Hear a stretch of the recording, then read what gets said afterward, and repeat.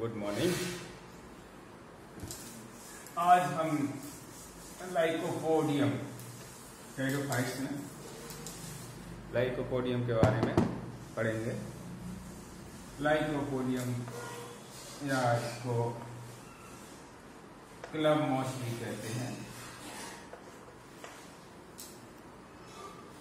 Club moss या creeping pine या spike pine, trailing pine, creeping. Club moss इसलिए कहा जाता है क्योंकि इसमें जो स्ट्रोबिलाई है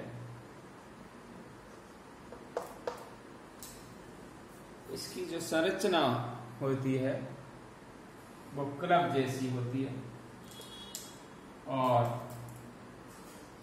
स्टेम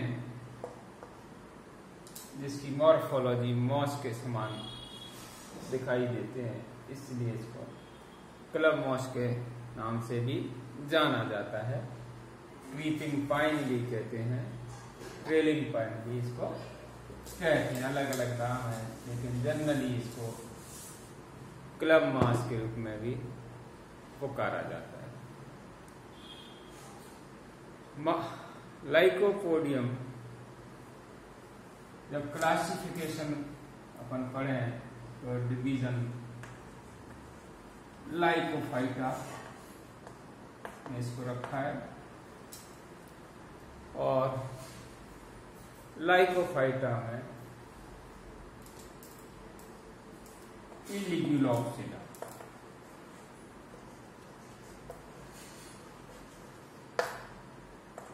इलिग्यूलॉप्सिडा क्लास में इसको रखा गया है। इलिग्यूलॉप्सिडा मीन्स इसमें जो लिग्यूल है वो एब्सेंट होता है लाइकोफाइटा का। इसी के आधार पर दो क्लासेज में लिग्यूलॉप्सिडा एंड इलिग्यूलॉप्सिडा में डिवाइड किया। तो इसमें जो पत्तियां होती हैं उसमें लिग्यूल जो होता है जो एब्सेंट होता है, यानी ये इस तरह से लीफ के बेस पे इस तरह की छोटी सी संरचना लिग्यूल होता है, वो एब्सेंट होता है और इसी कारण से इसको इलिग्यूलॉप्सिडा में रखा है। लाइकोपोडियम, लाइकोपोडियल्स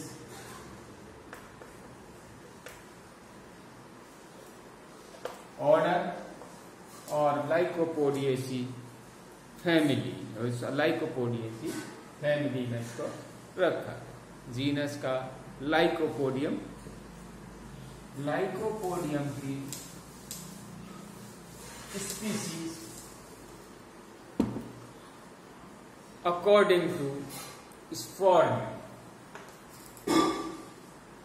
1971 इन्होंने 200 स्पीसीज के बारे में बताया था या पाई जाती हैं, लेकिन बेरहार्ट 1971 इन्होंने इसकी 400 स्पीसीज बताई थी।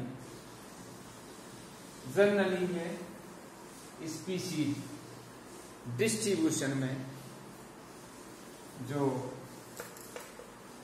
ट्रॉपिकल एरिया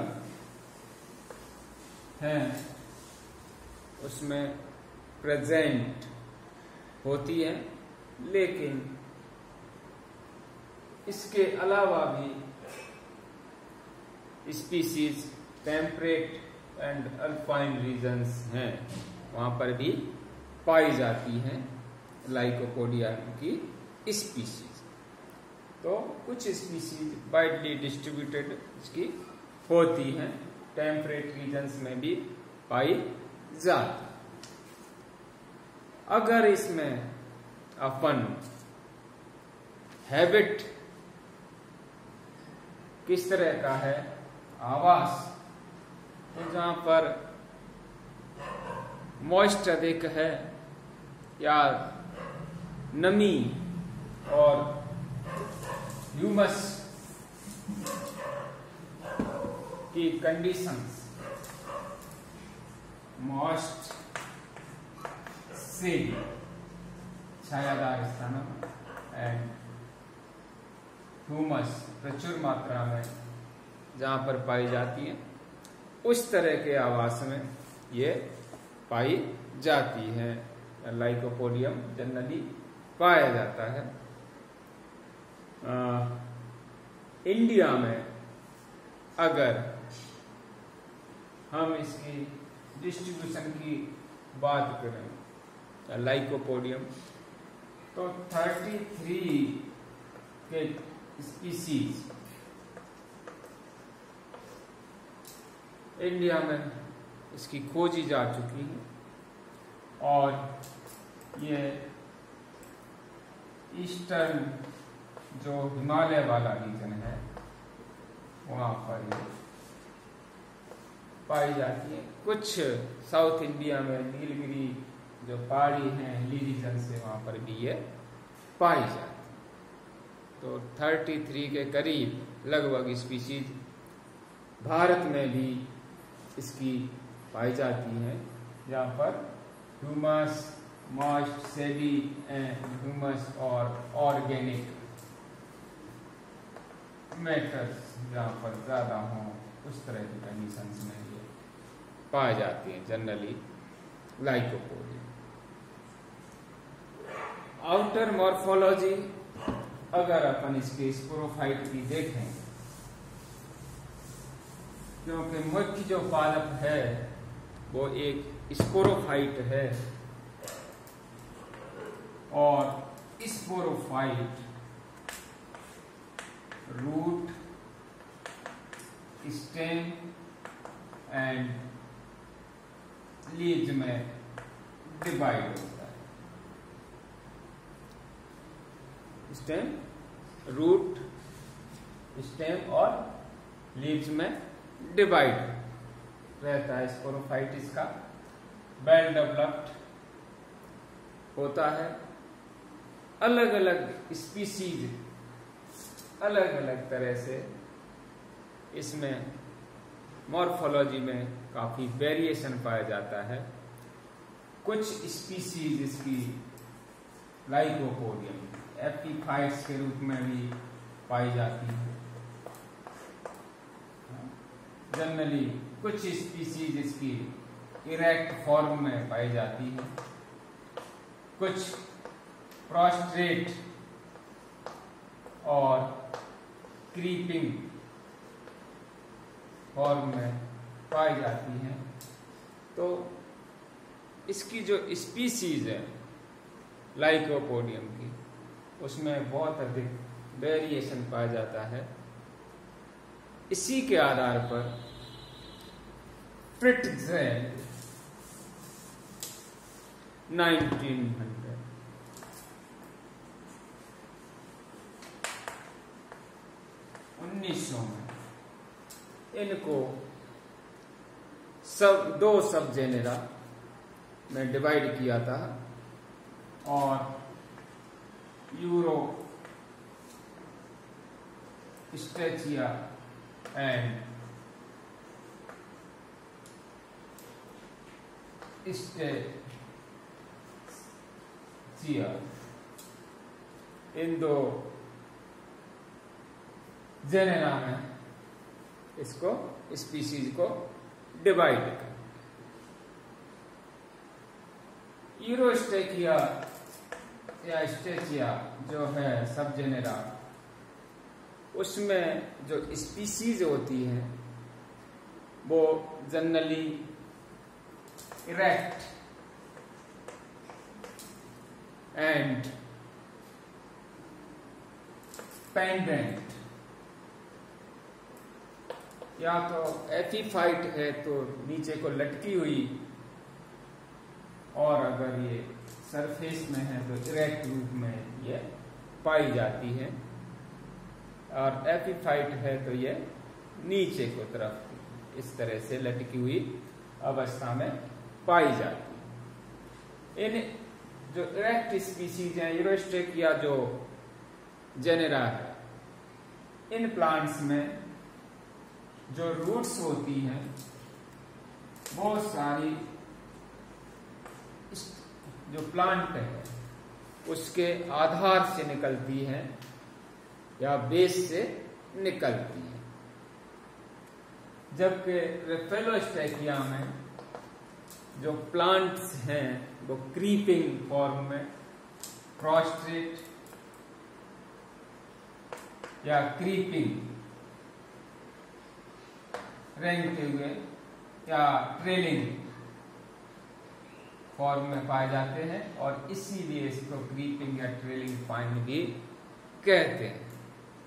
इसमें जो रूट्स वाली बात है तो रूट्स अलग पूरे जो स्टेम है वहां से निकलती रहती है, क्रीपिंग जहां से होता है या ब्रांचिंग जहां से होती है वहां से लीव्स जड़ें इसमें निकल आती हैं प्लांट्स में जो रेफेलोस्ट्रेकिया में।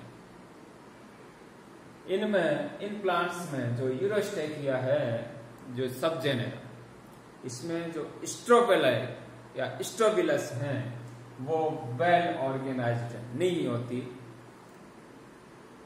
जबकि रेफेलोस्ट्रेकिया का जो स्ट्रोबाइलस है वो कॉम्पैक्टली अरेंज्ड होता है, वेल ऑर्गेनाइज्ड होता है। दोनों में जब अगर लीव्स की बात करें तो इसमें जो फोलियोज लीव्स हैं और स्पोरोफिल्स उनमें डिफरेंस नहीं पाया जाता है, यानी दोनों एक ही तरह की होती हैं, जबकि यहां पर फोलियोज लीव्स एंड स्पोरोफिल्स दोनों की संरचना में या मॉर्फोलॉजी में यहां पर अंतर होता है, यानी